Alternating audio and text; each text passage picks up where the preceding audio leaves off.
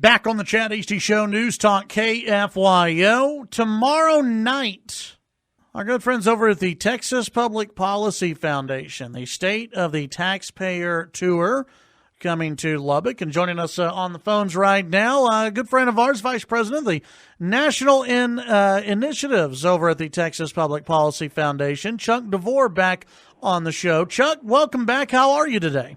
Hey, doing great. Great to be with you, Chad, this wonderful, bright and sunny morning. Yeah, absolutely. Well, we're glad. Well, we got some clouds and rain out here now, so that's good. Chuck, tell us a little bit about this tour that's going to be coming to Lubbock.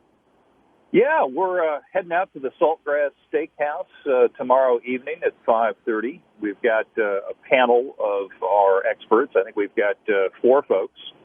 And what we do is we kind of run down the achievements or the things that kind of fell a little short in the last legislative session that concluded at the end of May. So we're looking at the budget. We're looking at taxes, property taxes especially, education, taxpayer-funded lobbying, things like that. Yeah, and obviously every session there are things that fell and things that things that passed that are good. What would you say, and I don't want to steal any thunder from what you're going to be doing tomorrow night, what would you take away as the biggest win? I think the biggest win was putting some limitations on the ability of local governments, including school districts, to raise property taxes, very aggressively. If you look at the 2 biggest states, the 2 most populous states, California and Texas, what you'll see is over about a 10-year period, looking at federal government data, the state of Texas was able to keep its spending pretty close to the population plus inflation mark that we like to use as a measure of fiscal prudence. Now, California, of course, blew the doors off at the state level. Now, at the local level, what you see is that Texas local government is every bit as much of a big spender as California local government. We're seeing them spend considerably above population plus inflation at the local level. And so these new restrictions that have been put in, 3.5% for non-school district local government and 2.5% for the maintenance and operation portion of school districts, without a vote of the people, this is going to slow down the growth in property taxes that we've seen over the last several years in Texas.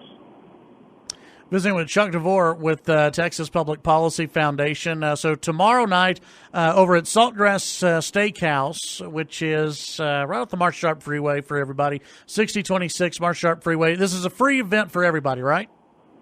It is a no-cost event. That's right. We always have to be careful saying free because, the economists that work for us will come after That's true. That's true. There's no such thing as free. Somebody's paying for something. That's a good point. Chuck, I had a texter who wanted to know if there's a certain dress code for tomorrow, other than please wear pants. That's right. Yeah. That's right.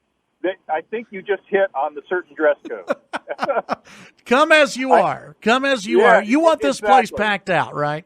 Yeah, exactly. We don't care. Just, perhaps having had a shower in the last 48 hours would be good, too. For some of the millennials out there, you're asking a lot. You're asking a lot with the shower in the last 48 hours. Oh, well. we do have our standards. That's right. It's happening from 5:30 to 7 p.m. tomorrow. Chuck, are y'all going all over the state with this? We are. This is, I think, the 3rd round. So we've been down in San Antonio. We've been out in Houston a couple of times, Dallas, Fort Worth. We've been to Midland.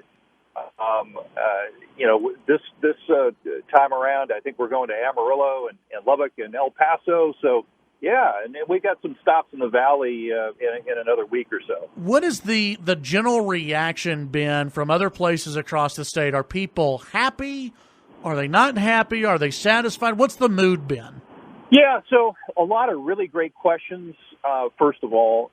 Secondly, there's a significant amount of concern that the legislature missed some big opportunities, not only in restraining the growth of government, but also in, for example, taxpayer-funded lobbying and not being able to stop that or curtail it.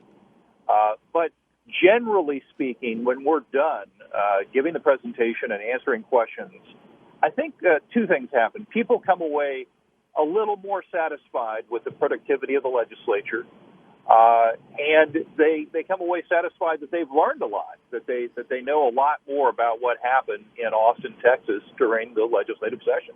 That's good. That's very good. All right. So the State of the Taxpayer Tour hitting Lubbock on Wednesday over at Saltgrass Steakhouse, 5:30 to 7 p.m., and it will not cost you a dime to get in for this event. Chuck, appreciate your time today. How can people get more information about everything that you guys do over at the Texas Public Policy Foundation? Well, you can go over to our website at texaspolicy.com, and we're on Twitter as well, at Texas Policy.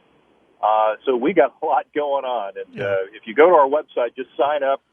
You'll get an email every day. One of the things that people really like is our daily canon, which is a kind of a daily summary of what's going on in Texas and why you should care about it. Yep, that's one of the daily emails I got, and appreciate it, Chuck. Appreciate your time, and we'll see y'all tomorrow night. Great, looking forward to it. All right, that's Chuck DeVore with the Texas Public Policy Foundation. Tomorrow night, Saltgrass Steakhouse, 5:30 to 7 p.m. Go by and hear about the State of the Taxpayer.